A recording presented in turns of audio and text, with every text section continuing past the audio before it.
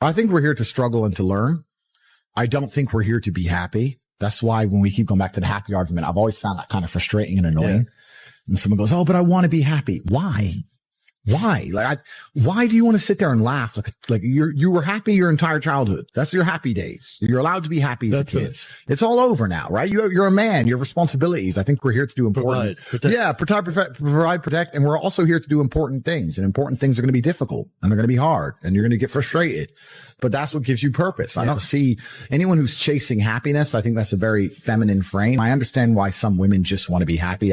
I don't know how it feels to be a girl because I'm not one. But in my experience, I know women who just want to be happy. Yeah. Girls just want to have fun. Yeah. Fine. But you're a man, right? And if you're a man, then it's absolutely an utterly different experience of life. I think we're here to struggle. I think we're here to endure pain. Yeah. I think we're here to just see how hard we are to kill. I think that going through terrible things and living through them and coming out the other side is one of the most fantastic things about being human. I think that it's almost like once you understand what life is really about, there's no emotion which isn't enjoyable. The only emotional state which can be seen as detrimental is feeling nothing at all. But if you're sitting at home and you're feeling truly heartbroken, at least you're feeling something, right? And I think that's the whole part of being human. I think we're here to struggle. I think we're here to go through pain. I don't understand how many humans function in the world today. I don't get people who don't think like me. I don't understand it. I'm like, well, then how have you survived this long? Life is hard. Life is difficult. Maybe I've just been unlucky, which I don't believe in, but I've had so much trauma and bad events and negativity and stress and all these things that have happened to me. And I've used all of it to be monumentally successful. If I wasn't that way inclined with the workload that God put on my shoulders, I'd just be in a ditch somewhere. Yeah. I would have killed myself by now. Like, I don't understand how people are functioning. If you're not thinking like me and you're going through life with any other mindset, you've been extremely fortunate that God smiled on you and allowed you to sit around most of the time doing jack shit. And you have yet to be punished for that. Yeah. I could never have lived that life. If I was a bit lazy or a bit, or I was a bit of a snake, or if I lied to people, I'd be dead by now. Yeah. Like, so a lot of these people are just absolutely and utterly blessed by God that they managed to go through life with such a non-competitive mindset and they still breathing. Like, I don't understand how people can think any other way. Yeah. I've spoken to dudes and like, yeah, I had a bad couple months. Why? Oh, my girl left me. You've wasted months? You've wasted months over some, like, you had think of how much God loves you to have given you the grace and given you the opportunity to waste months of human time over some chick. Like, talk about blessed head to toe. If I waste months, empires are going to collapse. I'm going to end up in a cell or dead if I waste months. I have things to do every single day. I can't waste a second. Like, these people are just absolutely infinitely blessed. And their mindset is a product of that because they're spoiled children. Absolutely spoiled children. If you're going through life with any other mindset besides a hyper competitive one, where you are capable of competing with some of the most dangerous men on the planet in all their forms, me and my network, and also my competitors. Mm-hmm. If you don't have that mindset, then you have to understand that you are spoiled. Yeah. You're spoiled by your reality because there's a whole bunch of people out here daily who fail. There are men out here who fail daily and they have yet to feel the true consequence for it. They fail to go to the gym when they know they should have gone to the gym. They fail because they forgot their keys and it took them 10 minutes to find them. They fail because they replied to a question they got sent on WhatsApp the wrong way. They fail because they didn't smile when they were supposed to. They didn't say please and thank you to that person who helped them. They fail because they didn't say hi to that girl who's looking at them out the corner of their eye. They just fail perpetually. They go through life missing every opportunity and just failing. And somehow we've built a society which is so soft and God is so giving and so graceful that they still have a place to eat and somewhere to sleep, and they're still surviving. That shows how nice God is. Yeah. Because before this society, truthfully, if you were that level of failure, you would be dead. Survival of the fittest. It's survival of the fittest. And none of these men out here are fit. No. Their mindset isn't fit. Their reality isn't fit. They're failures. They're failures. Yeah. And they're just failing every single day. I'm like, oh, but tomorrow I'll go to the gym. Yeah. You've been failing your whole life. That's all you've done is fail. And then you sit and wonder why people like me absolutely and utterly outcompete you. It is so easy to become a top tier male in the world today because the competition is so ridiculously low. There are 2% killers like me and everybody else is amateur, head to toe amateur. They can't even pay attention to anything. They can't try anything. They're amateurs. And it's really mind blowing to me because I've tried with all of my computational power to imagine having a mindset different to mine. And I just can't see a reality worth having. I can't see a reality worth living. I can't see how you're going to build a life worth experiencing if you have any other mindset. I can't see it. Yeah. I've never met somebody with a fantastic life who did not completely and utterly believe in themselves. I've never seen somebody massively succeed and they didn't believe in themselves. Ever. I've never seen somebody who just allows life to happen to them and become blown off course by some sadness, end up doing massively monumental and important things. I've never seen it. So it does, and it's never going to happen. If I'm unhappy with something and I'm uncomfortable with something, I fix it. Yeah. That's endless motivation, which I don't truly believe in as a concept, but that's endless fuel for the fire. Right. If I was unhappy with something about myself, regardless of what it was, I would be able to take all of that discomfort and turn it into endless energy to get the problem fixed. Yeah, exactly. But these people seem to it's okay to be unhappy. Yeah. Well, these people seem to sit and say, I'm really unhappy with X, but then stay doing X. So I don't believe they're truly actually unhappy. What you'll notice if you live life long enough is that somebody will sit and say to you, I'm unhappy being a loser. You say, why are you a loser? I just sit at home and play video games 7 days a week. And you're like, okay. And maybe 3 days of the week, they're unhappy doing that. Yeah. And that's the time they email you and that's the time they want to make a change. But 4 days of the week, they don't really, it doesn't really bother them. Yeah. It doesn't really bother them. Because if it bothered them 7 days a week, guess what? They would fix it. Correct. Yeah. So I have very little sympathy for people. And that's not because I'm not a nice person, but it's because I've been so hard on myself and I've been through so many things that were difficult. And I've been through so much pain and trauma myself, some of it self-inflicted, some of it given to me by God to make me a better person. But I've been so difficult on myself. It's very hard for me to look at somebody who's refused to be difficult on themselves and see them as my equal or feel sympathy or pity for them. Why would I feel pity for somebody who took the easy route when I took the hardest possible route? Yeah. I took the hardest possible way to be the man I am, and you were too big of a, and now you want me to feel sorry for you? I don't feel sorry for you. Yeah. I don't feel sorry for these people. And, because as a man, you can be anything you decide you want to be. That's the beauty of being a male. You can build your character completely from the ground up, just like a video game. Every single thing about me that people respect, I built. I was not born a world champion kickboxer. I was not born this intelligent or, intellectual. I was not born this rich. I was not born this strong. I was not born this confident. I was not born this interesting. I was not born this charismatic and humble and gorgeous and tall and strong and sexy. I was not born none of these things. I became these things myself. So I deserve all the spoils of war. And anybody who decides they don't want to work hard enough to become those things, then they deserve to sit and accept they're my inferior. Yeah. That's their problem. I don't care how I feel. Yeah. I don't care if I feel happy or sad. It doesn't really affect what I do each day. I do the exact same things. I act the exact same way. I don't care. Yeah. I don't put weight to the significance of the emotion. So I always consider myself a happy person, but if I woke up and I was slightly less happy one day than another, it wouldn't affect anything I do and I wouldn't put any relevance to it. I'm human and that's life. But truthfully, it doesn't matter if it's getting a girl or it's making money or it's getting status. It doesn't matter what it is. As a man, we live in hyper competitive environments. I don't think enough men understand how competitive the world is. If you want a girl, you're competing against other men. You're not the only man who had the idea of getting that girl. There's no girl you're going to see and go, I'll get that girl, and didn't cross anyone else's mind. Everybody else wants her. You have to outcompete other men. You have to be as competitive as possible.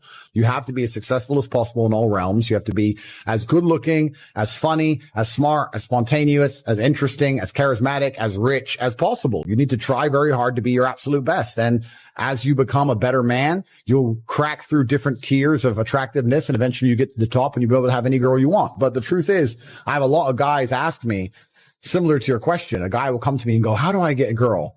I'm like, bro, you're a loser. Yeah, but I know, but how do I get a girl? Well, you're a fucking loser. You're a loser. Why are you asking me? It's like saying, how do I win a race with a push bike? You're racing Ferraris. What do you want me to do? Yeah. There's only so much you can do. There's only so hard you can pedal. There's only so many tricks and tips. There's only so many game things you can say, so many pickup lines. If you're a loser, it's going to be very, very difficult, and it's going to get harder and harder. The game is rigged to become harder and harder for men. It's not getting easier. It's going the other way. And if you're going to be on a racetrack and there's going to be Ferraris there, and you're going to be on a pedal bike or in a Nissan, you're going to get smoked. That's the game. You have to up yourself. You have to improve yourself. I'm not going to lie to anybody here and say you don't have to improve yourself. You can stay a loser and get chicks, because you can't.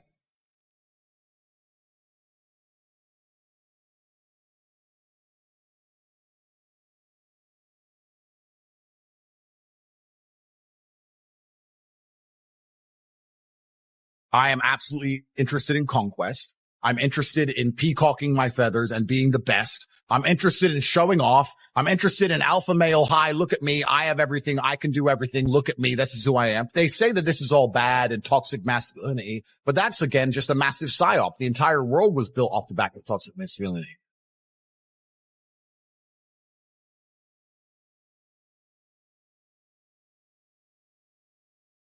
Mike Tyson said it perfectly, didn't he? Everyone has a game plan until they're punched in the face. I would train as hard as I could possibly train. Mm-hmm. I'd be in the best shape I could possibly be, and I'd get in there with the intention of fucking him up. Sorry, I don't want to swear. You're good. With the intention of winning, right? Not enough people approach things in life with absolute tenacity. And if you approach anything in your life and you destroy the idea that you could possibly fail, which sounds easy, right? But you could do well. If a man told you he could rip your head off with his little finger and you could tell he really, really believed it, would you want him to try? No. You'd be like, no, that little, maybe. I don't know. This guy is way too convinced. You know what I'm saying? Yeah. So if I had to fight John Jones, I don't care if I had to fight a mountain. I don't care if I had to fight a lion or an alien, whatever. If it's on, it's on. If it's on, then it's on. So I'm coming to win. I ain't coming to lose. Exactly. So that's how it goes. It's a fighter spirit right there. I've always been attached to the dark of the world. I feel like the dark of the world has always motivated me. So on the yin and the yang scale, I have a lot of light and I have so much beauty and I have a very blessed life. Yeah. But it is because I've been so deeply in the dark and understand the realities of how the world works. But that's just always been what motivated me. If I want to, once again, put it down to something asinine like buying a car, if I want to buy a Kernan's egg, I don't care about driving the car. I just want other people to not be able to have it. And I just want to be able to say, look, I can spend $6 million on WhatsApp in 10 minutes. Who are these other people? Other rich people who have to think about it or finance it or contemplate it or sell a house. Right. I just want to be able to like, bing, bing, took it. Ha, ha, ha. Instant gratification, impulsive. What? I think it's just about the others losing.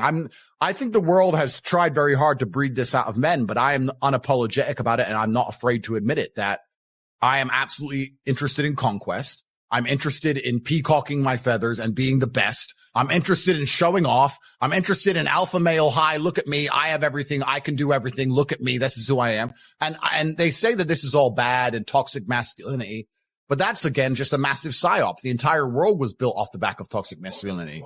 All the high buildings in Mumbai are built by men who want to prove themselves and say, look what I can do. I can literally go and build a building that's 100 stories high. You need an ego, and I'm ego driven and ego fueled, and I don't let it control me, but satisfying my ego makes me happy and feeling pride makes me happy. The masculine ego has built the entire world. It's the reason nearly every single man ever went to war and conquered anything. The masculine ego, in fact, it's very interesting. I was talking to a girl the other day and I was saying that men crave adventure more than women. She was saying, oh no, I like adventure. I don't just want to sit at home. I like to go out and explore things and go to restaurants, etc. I said, no. What you like to do is run around, go into restaurants and going shopping. You call that an adventure. Masculine adventure is the men who decided to go to Antarctica and freeze to death. There's no shopping. There's no sushi. Yeah. They just felt like they had to do it to satisfy their ego and to place their names in the history books. True. So there's something inside of every man that feels that. And they try and breed it out of men because they're afraid of that masculine spirit, because that masculine spirit is hard to conquer and they want to conquer us all. But I have no problems admitting that I am motivated by the dark of the yin and the yang. And I have no problems admitting that my ego motivates me and that I'm motivated by pride and I like to feel proud. And I do things that allow me to feel proud. And as long as I stay realistic and I don't become egocentric, then I feel like it makes me as competitive as possible. You had a very, very hard lifestyle, man. I mean, you actually went and bought fish. I remember 7 a.m. in the morning till 5 p.m. Yeah. When I was 15, my first job was carrying boxes of fish from 7 a.m. till 5 p.m. And I would run to work. So I'd leave the house at 6. I'd run an hour. I'd get there at 7. I'd finish work at 5. And then I'd run from there to the fight gym, get to the fight gym. I'd get there early before training started. I'd eat food next to the gym and then I'd train and then I would get a ride home from my girlfriend at the time. So my entire life was 17 hours a day of just running and working and carrying boxes and fighting. And I can't be more thankful. You know, I don't want to be arrogant, but I'm going to. I really do believe I've had the perfect life. Now, I don't know if that's actually because I have the perfect life or if I framed it that way, but I am so thankful for everything. I am so glad I got to grow up poor because I wouldn't appreciate money if I didn't. And I'm so glad I got to spend my 20s, that decade where you're as powerful as possible fighting. And I'm so glad I've had difficult jobs and no money. And I'm so glad I couldn't pay my bills so that I appreciate now all the money I have. And I'm so glad I had the parents I had. And I'm so glad all these bad things happened to me. But enough good things happened. And I just really feel like it's been the perfect path. And I think back on that job.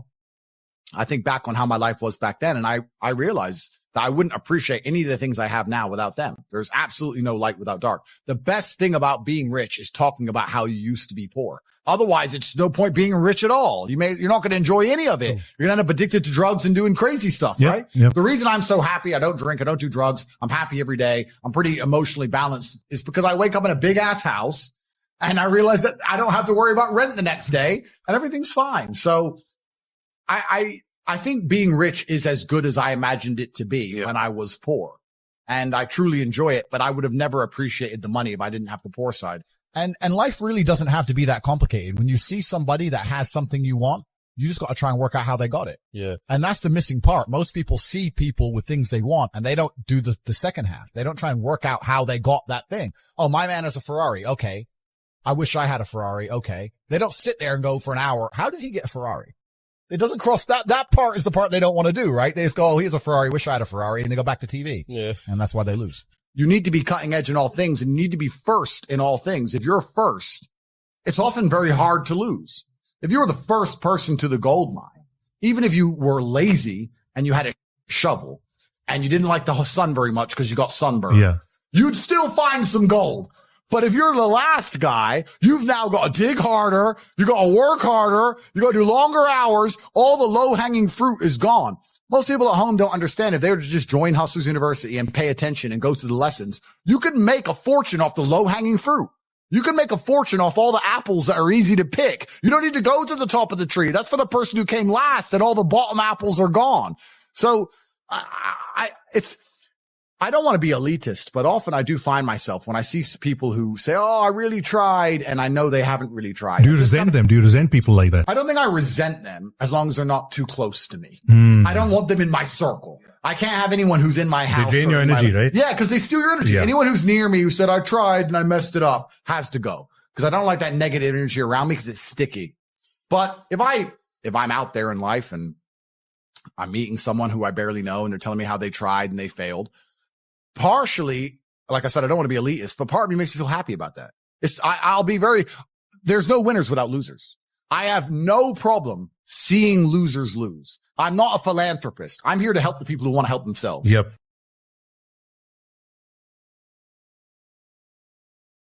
If you want to stay a loser, I have absolutely no problems with you staying a loser, staying depressed, working in Starbucks. That's fine with me for eternity. I have no problem. I'll drive past the Starbucks in my Lamborghini and I'll look in and I'll see you standing there with your little, I'm a barista with your name tag. You can stay there and be it doesn't bother me. In fact, I very much enjoy it. Like, I doubt I'd be invited, but if my high school were to have a reunion, for example, I would absolutely love to travel with my Bugatti and my arms guards. And, oh, what did you do? You do that? Very interesting. And bro, we've actually done that, right? Yeah. We've all done that. Of course, but this is what the masculine essence is. This is why I say they try and train it out of you. They say you're insecure to act that way, or why does he have a fast car? He's small, all this garbage. No, but it's all a psyop. There's nothing insecure about wanting to be the king, proving you're the king, not being deluded, but proving it with real world achievements and walking through life saying, yeah, I'm the man. I'm top G. That's who I am. I earn it. Every single piece of it, head to toe, whether it's the physicality or the finances. None of it was given to me. I did it all myself. I'm top G now. Here are all my wives. They all adore me. Ha ha ha. You can't do it. Ha ha ha. That's what life's about. Waking up and saying, ha ha ha. My life is one big ha ha ha. And the greatest thing about it is, even if I go to jail, even if something bad happens to me, because I have the ability to communicate, because I have the ability to tell the story, because I'll be non-emotional about it and not affected, because I'll remember it, it will just be another ha ha ha in the end. You could put me in Mongolian jail for a year and I'll come out and all my haters will be like, ha ha ha, you went to jail. I'm like, no, ha ha ha for you. Cause I'm about to tell the story and get a Netflix deal, sir. Right. So I still win. I always win. I'll reframe it anyway. So that's what life as a man should be. You should be able to wake up every day and say ha ha ha to all the people who don't like you. I really do believe I am still old school I believe I am a man of my word. And I don't say that like other people say that. I mean, I'm genuinely a man of my word. When my father raised me, because I grew up in a poor family, my father was a chess grandmaster, but there's not much money in chess. And my dad loved booze, gambling, and women, right? So the money was out the door. So I grew up poor and he said, listen, son, only thing I need to give you is your last name. You ain't getting no inheritance. My dad died with $11 in his pocket. Done.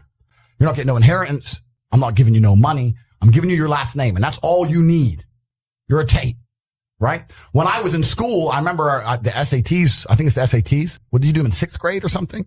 I did the SATs in 6th grade, and they wanted to move me up 2 grades because I did so fantastically. And I came home to Dad and said, "Hey, Dad, I got 99.9% right. They'll move me up 2 grades." And he goes, "You're a Tate, of course." It's like whatever. Like the achievement to the average man is nothing. We're Tates, right? So I'm a man of my word. I'm a man of my name. If I'm going to sit and tell you, and all you people out here, I don't know you, if I tell you something, it's the truth. Mm-hmm. And I stand by that. So anyone who's going to come to me and say, "Oh, Tate, he's full of it, your name isn't worth anything. My name's worth something. I've worked for my name. I've risked my life in the cage for my name. Your name isn't worth a fucking thing. So don't talk to me about what honesty is." Do you keep upskilling yourself? Well, you have to always push the limits, right? What's the point in living otherwise? What are you doing right now to just keep yourself up? Well, this is the thing. It's in general. It doesn't matter if you go to the gym and you try and lift more weights. It doesn't matter if you try and make more money that you can't possibly spend. Right. It doesn't matter if you need more beautiful children. Yeah. You always need something to do, right? And you always need somewhere to push. They say when you retire, you die. I would argue that's probably true, or sharks die. No, that's true. That is true. Yeah, of course it's true. Yeah. So I think there's a lot of men out there who perhaps are battling with themselves because the matrix and system has told them, no, you're not supposed to think that way. You're not supposed to be that way. You're egotistical. You're driven by pride. You should get rid of all that. And you should, I don't know what, become soppy goo instead, just some porridge mess that the matrix can program. But no, you're supposed to wake up and look in the mirror and say, this is my name. This is who I am. I'm going to be the best version of myself, and everybody's going to respect me, and I'm going to force them to, because that's the way the world works. Respect can be squeezed out of people. They don't have to like you. You can't squeeze someone liking you. You can't grab space-time from the universe and force everybody to like you, but you can force everybody to respect you, whether they want to or not. All of my haters respect me. They sit there, this guy's so bad, so bad, so bad. But they can't say I'm unsuccessful. They can't say I'm not intelligent. They can't say I'm not rich. I'm still worthy of all their time and attention. They've dedicated their lives to me, so I've forced them to respect me. If I was a nobody, then they wouldn't be reporting on this garbage case of mine. So you can force respect from people, and this is actually most observable with women. There's a whole lot of women who are dating men they don't even like. Yeah. And they're sleeping with men they don't even like, but they respect him. Because the security that they offer, right? That's right. The security they offer and the respect. And they can say, I don't even like him that much. In fact, I hate him, but I just do as he says. Why is that? Because they respect you. So I'm driven by that. And I guess, I've talked to psychiatrists, and there's some psychiatrists who would argue that it's insecurity to feel like you need to prove yourself to the world all the time. And I think that's part of the psyop. They convince you you're insecure if you want to prove you're capable. If you want to prove that you're different and intelligent and interesting, you're insecure. They always say that you're born abundant any which ways. Then why is the rest of the world poor? Well, there you go. Yeah. But they say,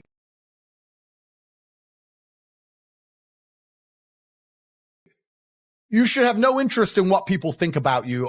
That makes you insecure. And that is the largest psyop in history, to wake up and say, I'm not going to be successful. I'm not going to be strong. I'm not going to be interesting. I'm not going to go out there and test myself. And I'm not going to put honor on my last name, because I would hate for people to think I'm insecure. I'm secure. So it doesn't matter if you think I'm a loser, and it doesn't matter if I am a loser, because I'm just going to sit at home and I'm secure. No, it's not insecurity. It's called duty to your last name and honor. And that's just another one of the many different tentacles inside of the psyop octopus, trying to snatch any motivation left from the masculine spirit.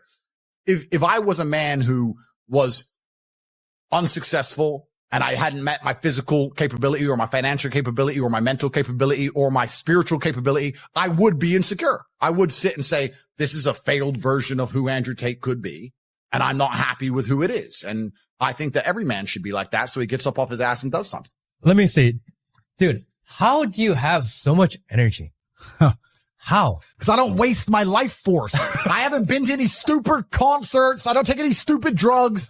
I'm not smoking weed like an idiot. I'm not cheering for a sports team. All of my life force is inside of me, so I can master the 7 styles of Aikido and tell the conservatives are fucking dorks. Nerds. That's why. They're all nerds. They're nerds. I'm full of life force. I'm the man who will struggle to the end. I'm that guy. If an alligator were to get hold of me, not only would I snap its neck, but let's imagine 20 alligators got hold of me and they got lucky and somehow managed to decimate me until the last second where I lost consciousness. I would be snapping necks of alligators. To the last second, I refuse to die. I'm that guy. I don't waste an ounce of my life force on anything that's unimportant. Ever. So I refuse to be distracted. The Matrix wants to distract me.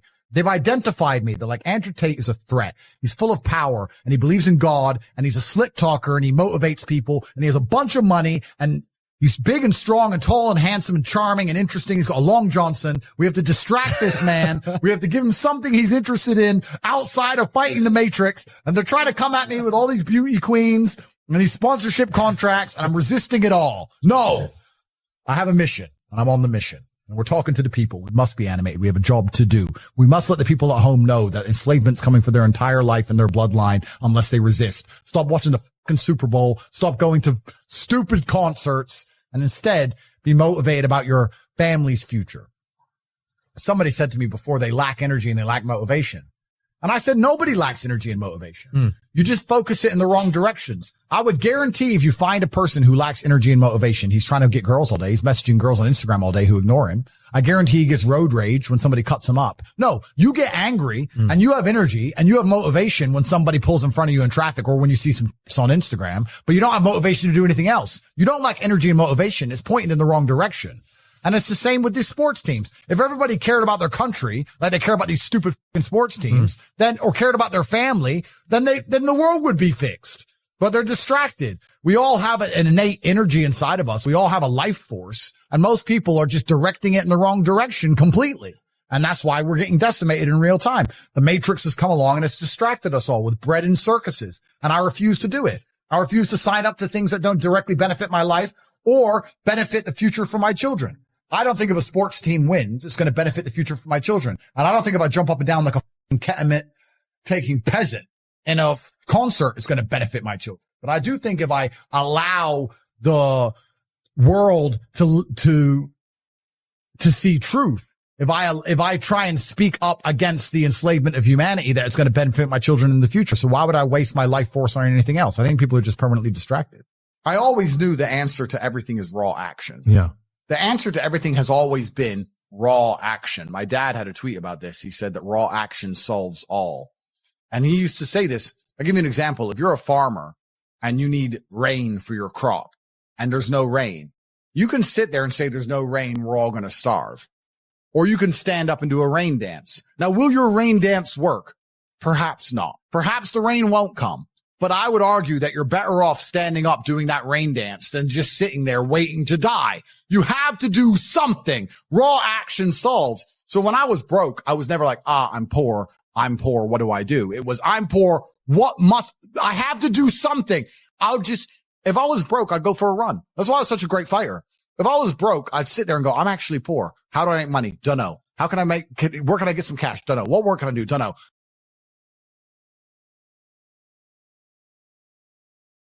I'll just go for a run then. And I just go for 3-mile run or go hit the punch bag and get better. This resonates so deeply, man. This is exactly what I did. That's exactly. You just have to say, well, I have to do something. I can't just sit still and die.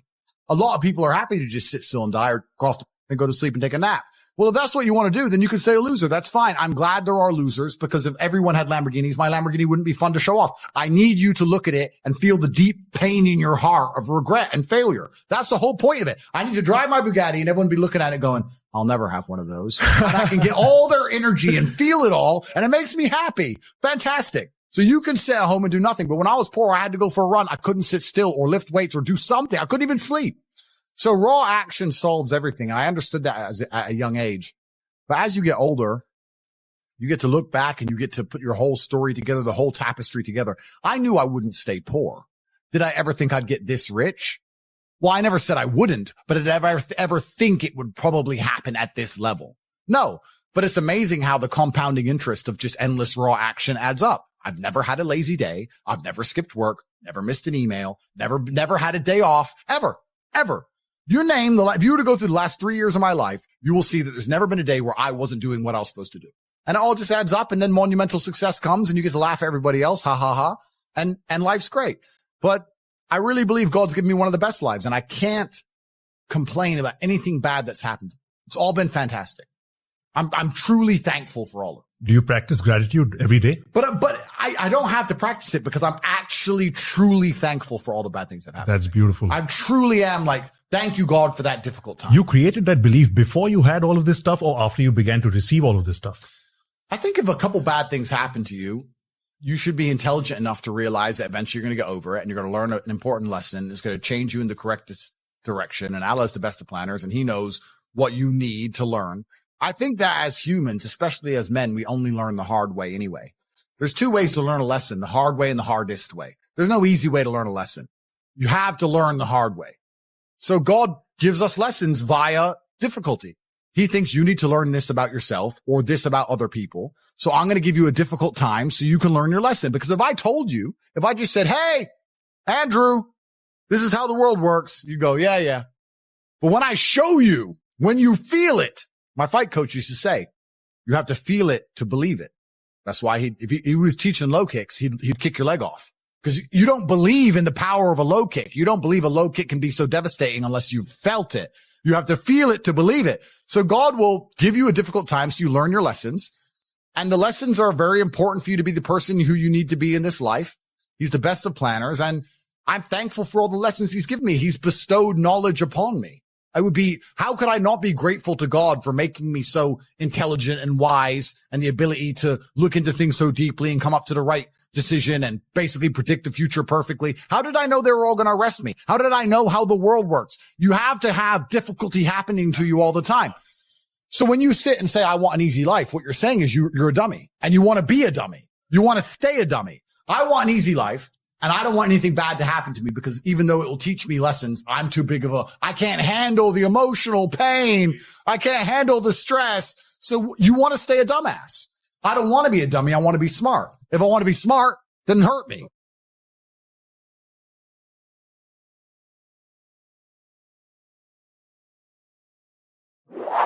You've got to be a little bit gone to it. You're not all there. You've got to be almost insane to your craft.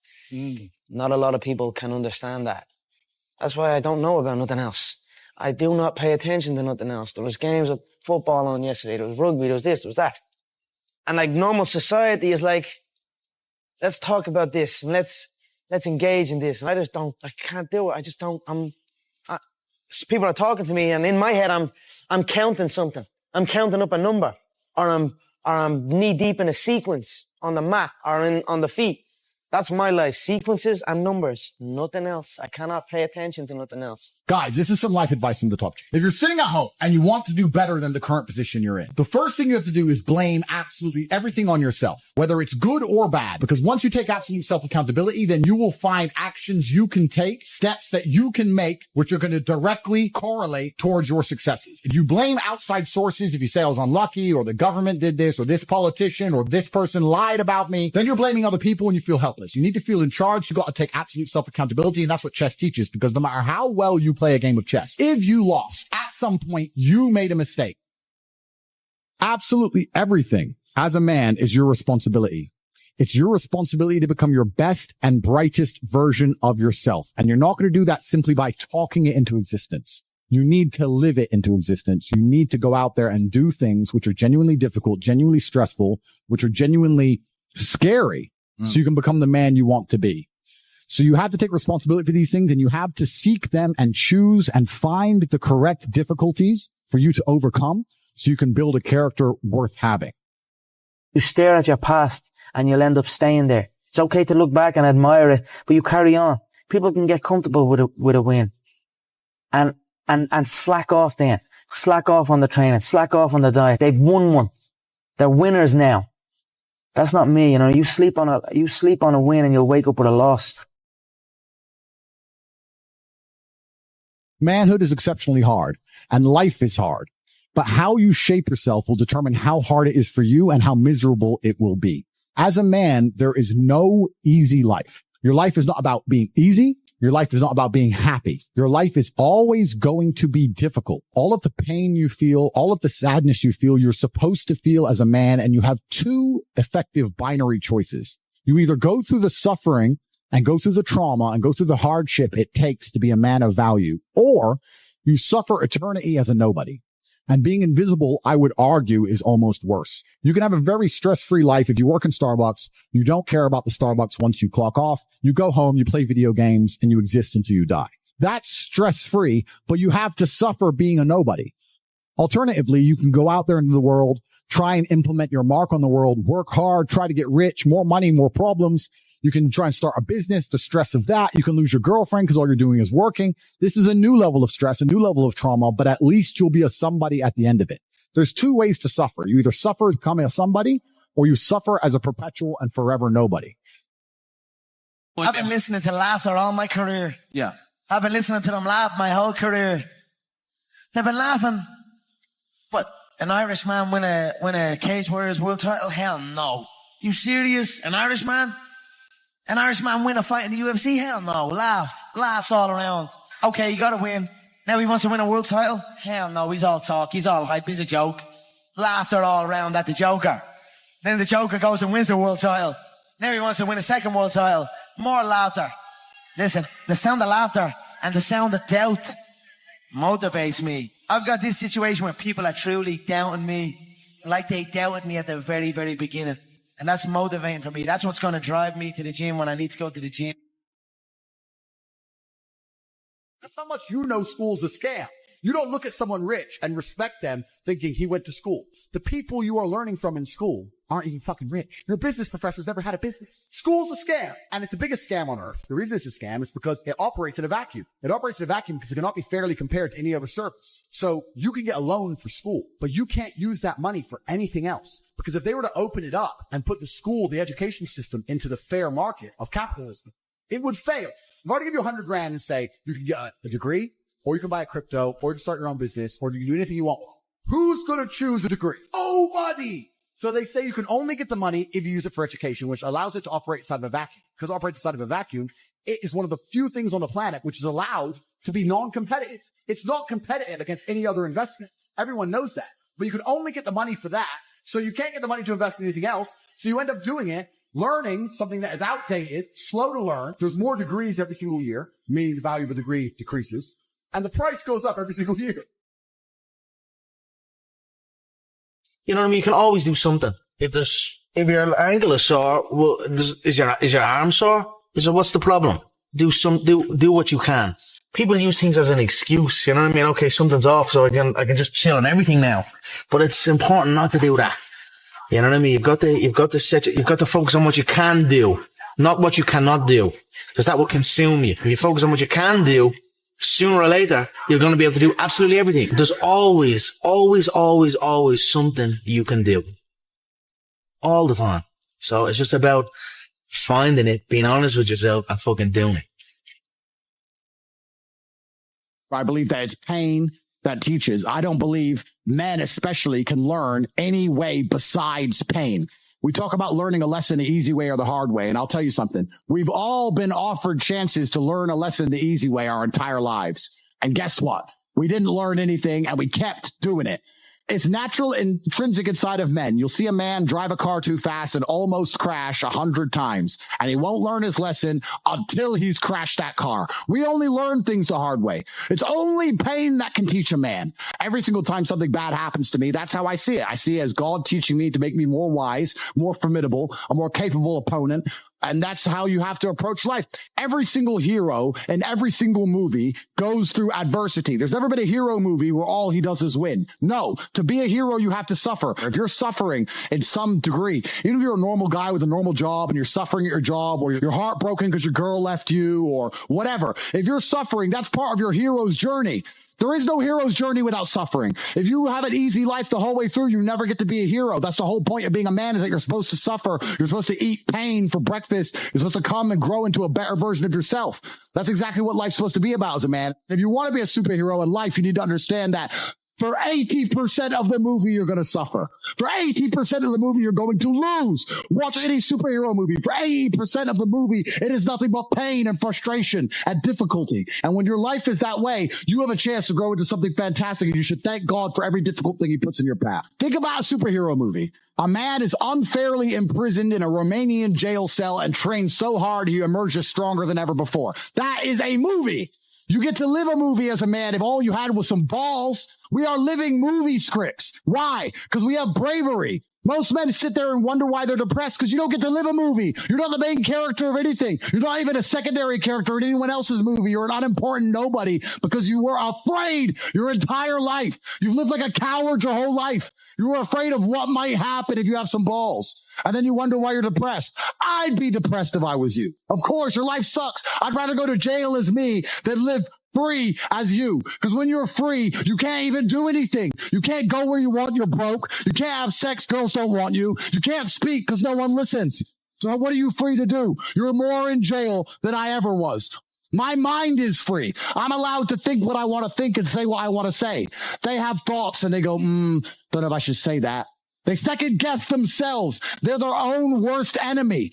Every single part of me is on my team. I have enemies who want me dead. Fine. But every single part of me, my mind, my hands, my legs, every single part of me is on my team. My body doesn't second guess itself. My mind doesn't turn on itself. We don't break and self-sabotage. There's no civil wars inside of Andrew Tate. Now, a lot of men no longer have shame.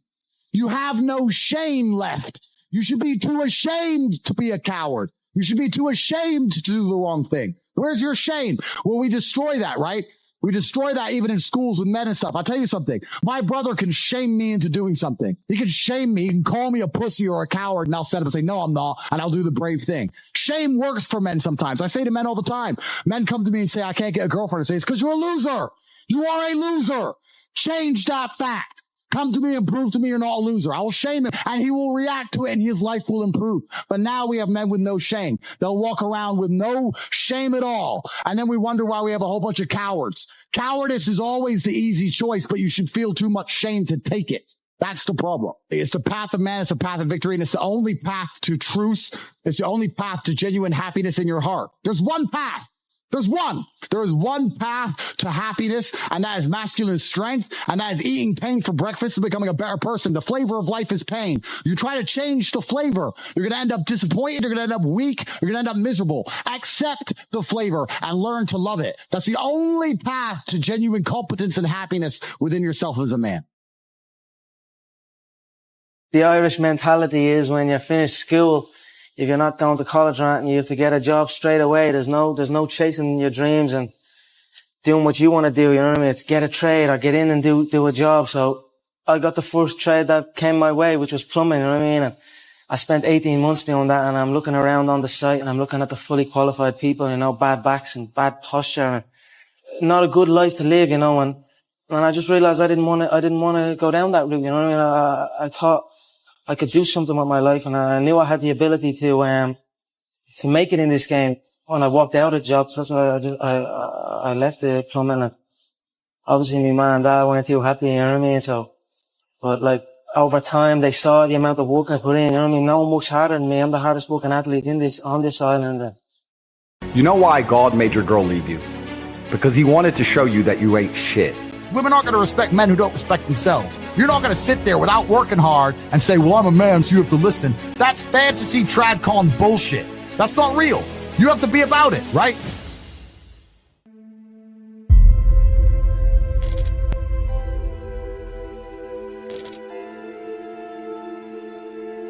You're going to feel happy as a man when you feel respected and needed. You need a purpose. People need to need you alive. If you're the kind of man who everyone's life can function perfectly fine if you get struck by lightning, then you're not going to feel happy. You're going to feel happy when you realize that people need you. And for them to need you, you have to be useful and you have to be competent. And whether that's children or your girlfriend or your parents or anyone else who cares about you, I think living for other people is one of the most beautiful things a man can do because it gives you a purpose, a higher purpose. And most of the men out there who live normal lives do exactly that. Why do they work jobs? They work jobs for other people. They don't do it for themselves. Yeah. They don't even keep most of the money. It goes on the kid, the wife, the house, and they're taking care of others. And that's a masculine imperative God has instilled in us. And it's a beautiful thing.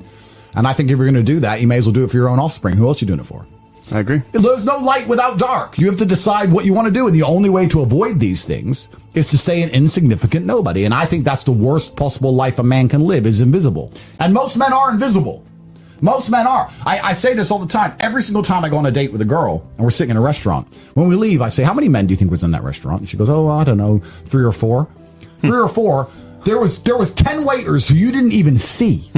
They're invisible to you. Yep. They don't even exist. He brought you a drink. He spoke to you.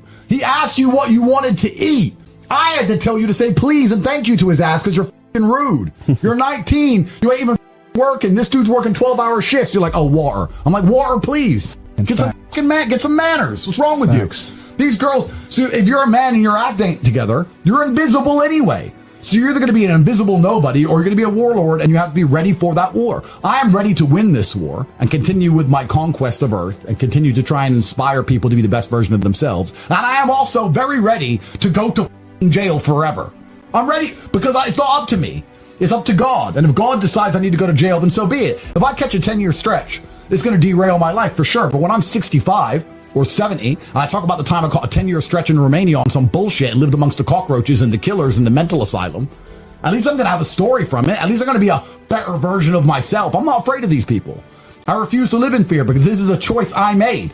I made this decision to be this man, and I understood exactly what it comes with. And a lot of people at the bottom see all of the benefits. They see our cars, see the private jets, they see the girls, they see the status, and they want all of that, but they don't want the negatives. And that's why they're never going to get it. Yep. Because on your way up, you're going to start getting hit with the negatives. You're going to be derailed.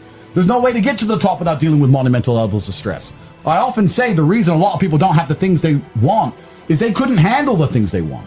They couldn't handle the life that is required to get the things they want. They simply would get anywhere near it and start to panic and out and just go on holiday and hide on a beach and delete their social media. Even comments. Bro, mean comments. Bro. I've got street problems. You think I give a about mean comments from some anon? It's difficult for me to put into words how much I don't care. But there's people out there that do care. Yeah. And then they think, oh, I want to be like Top G, but you can't handle a comment on the internet.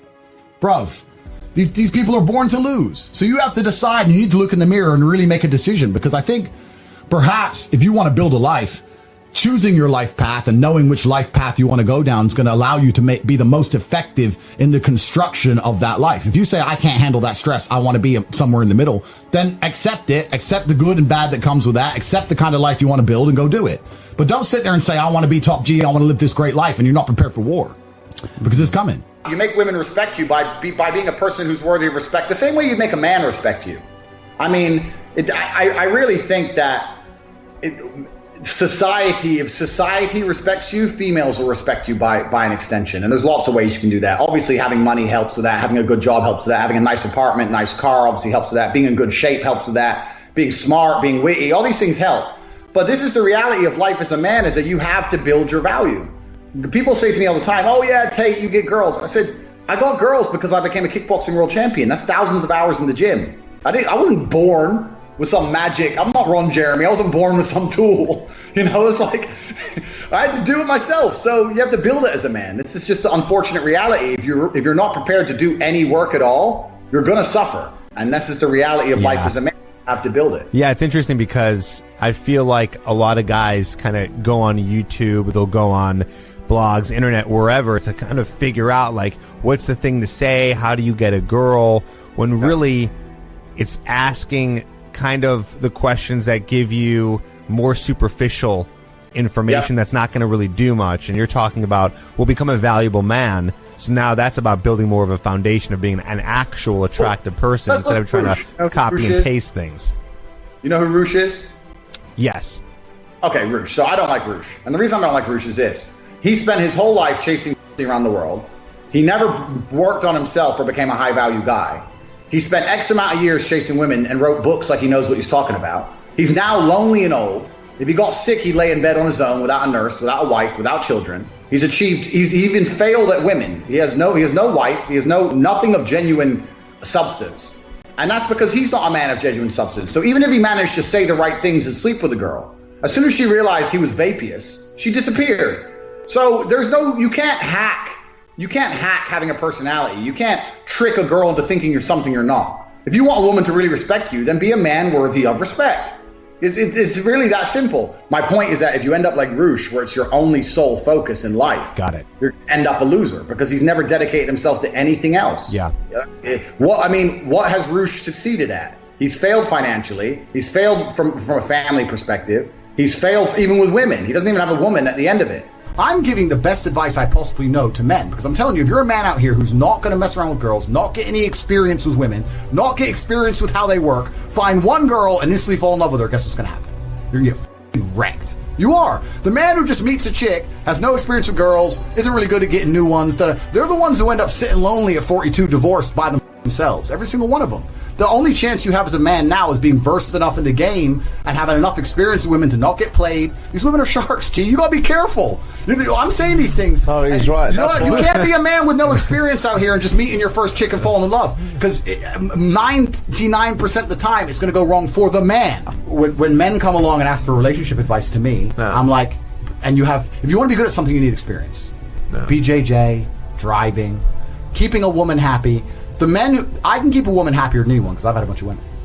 If I didn't have a bunch of women, I don't think I'd keep a woman happy the same. I really don't believe that. If you're going to be a man and say, for the sake of love, I want to forego all of my own experiences and be less competent in the battlefield, that's fine. But I'm telling you that you're putting yourself at risk. I think the best chance a man has now in the Western world is to date, have a bunch of girls, date a bunch of girls, meet a bunch of girls, find the best one he can, and then perhaps settle down. But to sit and say, oh, I've met one now, I'm going to stop the game, you're going to get in trouble. I'm saying that it's a very dangerous battlefield now. When you were saying I feel sorry for the young people, so do I.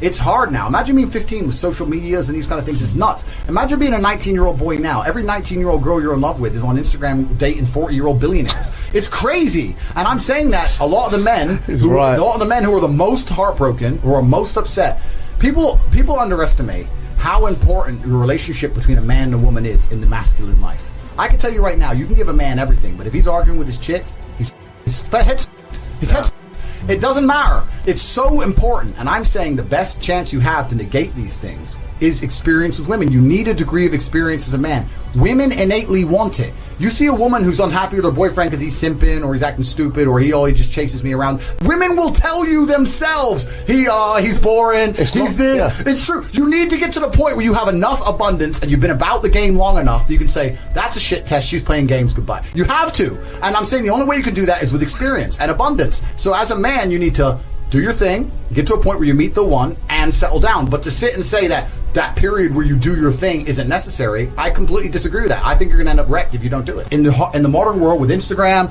with everyone after his chick, when he's Joe Schmo, and I'm messaging her, it's over. And I'm saying the best advice you can give the guy is, when he gets his heart broken and he's truly destroyed, is you need to become a man that women don't leave.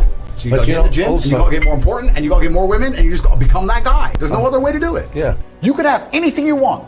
Universe is super giving. You want a Ferrari, you can have it. You want that bitch, you can have her. You can have anything you want on the planet. There's not a girl I look at that I want that I can't have. Not one.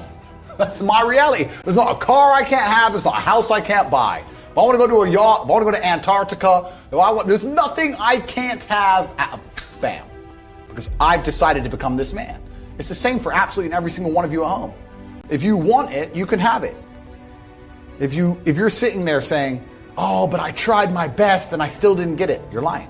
You didn't try your best. That is a lie. The universe gives it to everybody who genuinely tries. And I know that to be a fact because this world's competitive. We're all competing against each other. And the majority of people don't try. The thing about the world is we need losers. I'm not mad at losers. If that's the reality you've chosen to live, you get one spin in this version of life, and you decided you want to be a loser, that's fantastic because my cars need cleaning, my hotel room needs cleaning, I have a party with all these beautiful women that's a bit of a mess. Please, go pick it up. Somebody needs to do that shit. I ain't gonna do it. If I had to walk into a hotel room and clean up after some other man's party, I guarantee you I'd do whatever it took to become rich so I didn't have to do that shit anymore. But you want to do that for 20 years? Thanks, friend.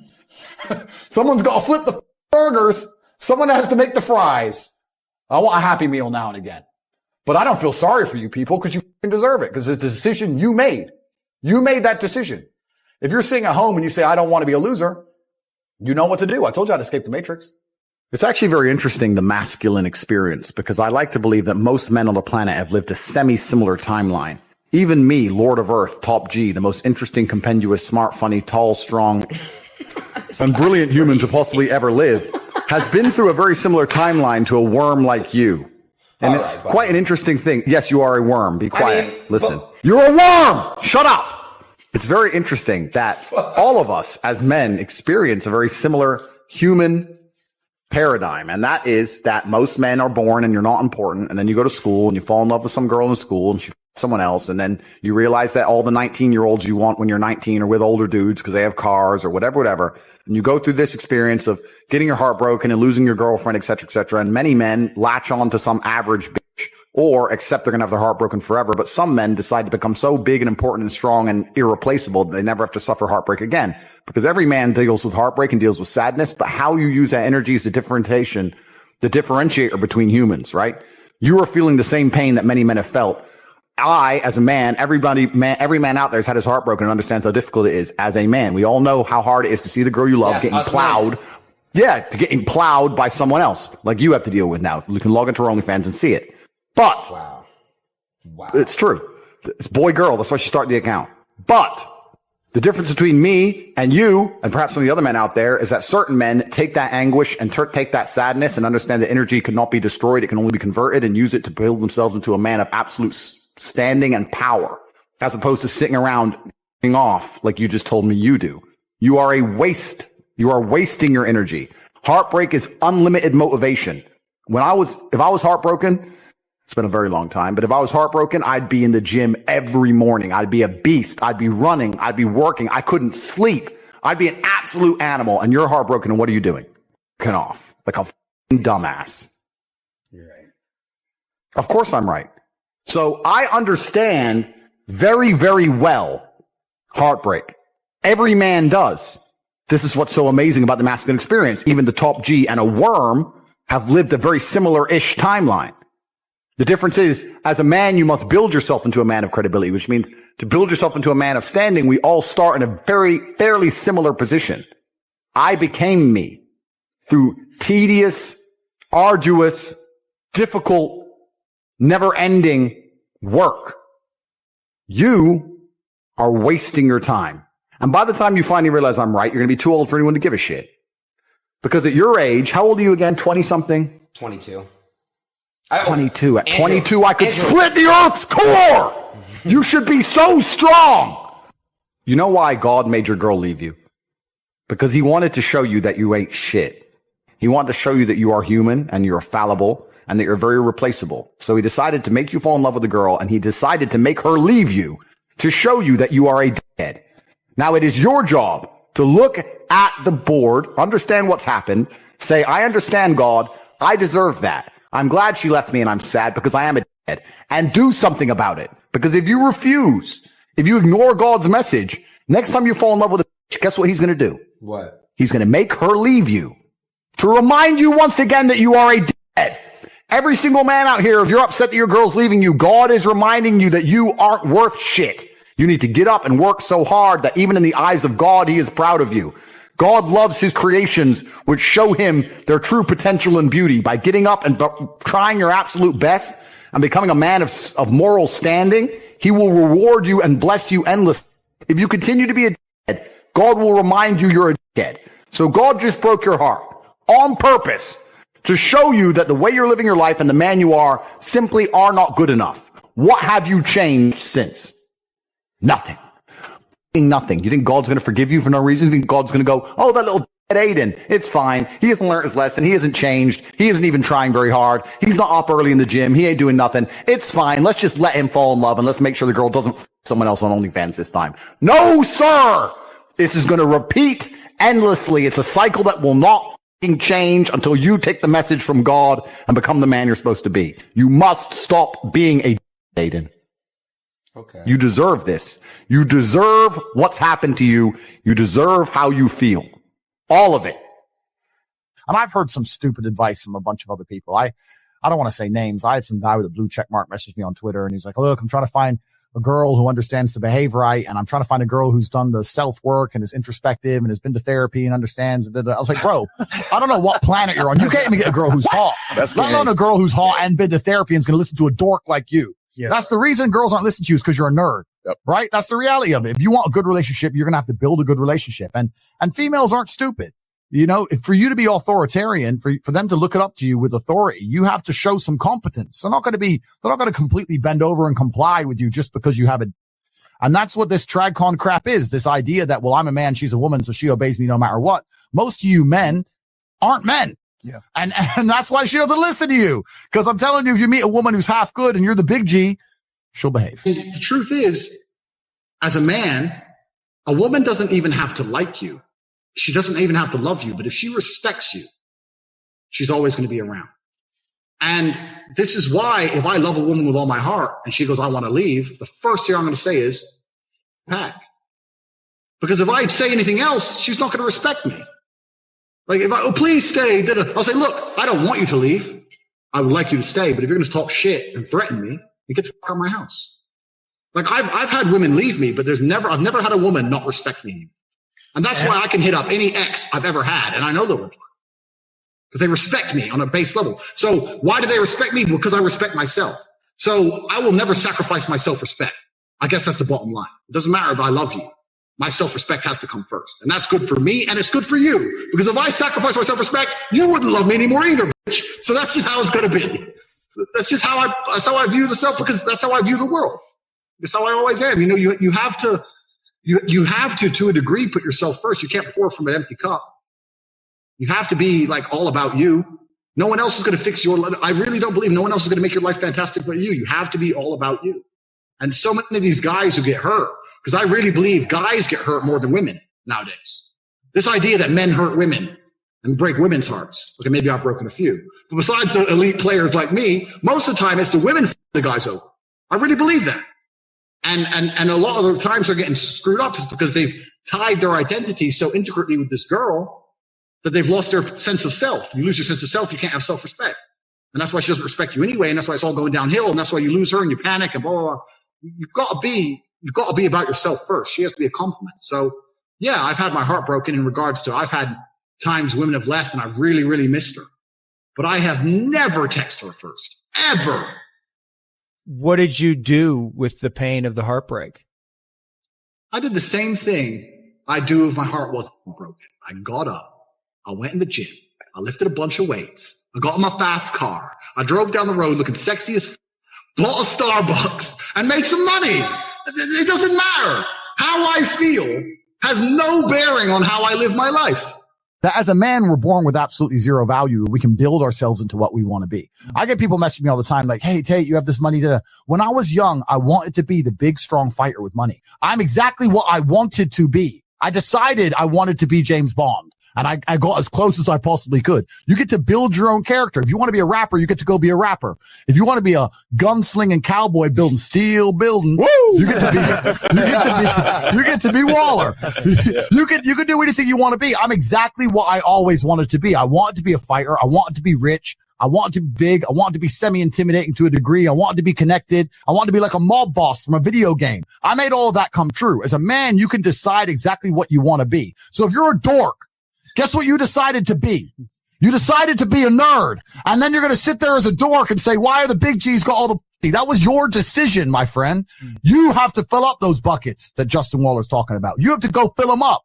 And women, we're talking about respect. Women aren't going to respect men who don't respect themselves. You're not going to sit there without working hard and say, well, I'm a man, so you have to listen. That's fantasy tradcon bullshit. That's not real. You have to be about it, right? So get out there and do it.